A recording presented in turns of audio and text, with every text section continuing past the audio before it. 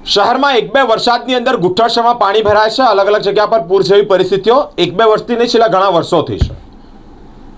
વડોદરા શહેરના વાઘોડિયા રોડ પર મહેશ કોમ્પ્લેક્સ પાસે ગુજરાત રાજ્ય સ્પોર્ટ્સ કોમ્પ્લેક્સ અને ત્યાં ગુઠ્ઠાસમાં પાણી ભરાયા છે।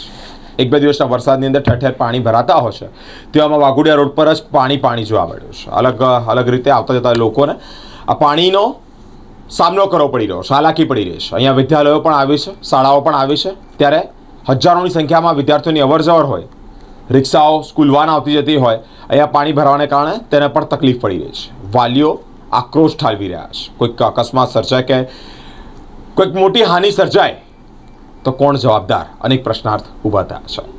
અંદર આવીએ ત્યારે બધું પાણી હોય છે। ગયા વખતે બી ખાલી પેલા બધા ઈટ વાળા પથ્થર હોય ને એ મૂકી દીધેલા, તો પછી એના ઉપરથી બી બેલેન્સ ના રહે તો પડી જવાય, હલતું હતું। તમે સરને રિક્વેસ્ટ કરી બકા? હા, પર કઈ કહેતા જ નહીં। સરને બી પ્રોબ્લેમ છે, સરને બી પોતે પ્રોબ્લેમ છે, બધા સ્ટાફને થાય છે,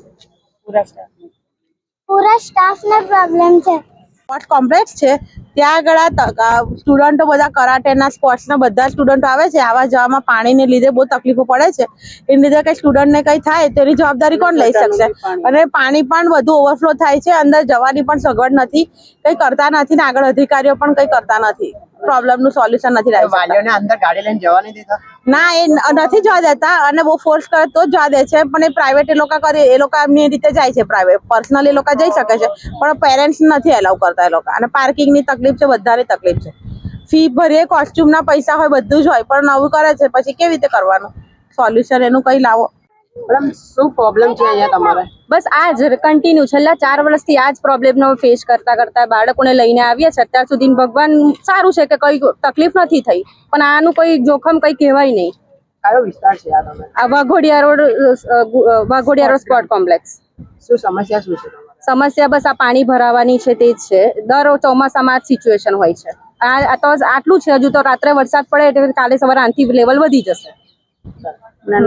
નાના બચ્ચાઓ આ બધા નાના છે, એ લોકો તો ઘૂંટણ સુધીનું પાણી આવી છે, તો કેવી રીતે ક્લાસમાં આવી શકે? અને લીલ પણ એટલી હોય છે, હા, ગટરનું પણ પાણી બેક મારે ને બધું આ રીતનું હોય છે। સ્પોર્ટ કોમ્પ્લેક્સના સરને બધાને રજૂઆત કરી? બધાને રજૂઆત કરી છે, પણ કોઈ ધ્યાનમાં જ નથી લેતું। બરાબર, કાલે ઉઠીને કઈ થઈ હશે તમારા છોકરાઓને તો તમે શું એક્શન લેશો?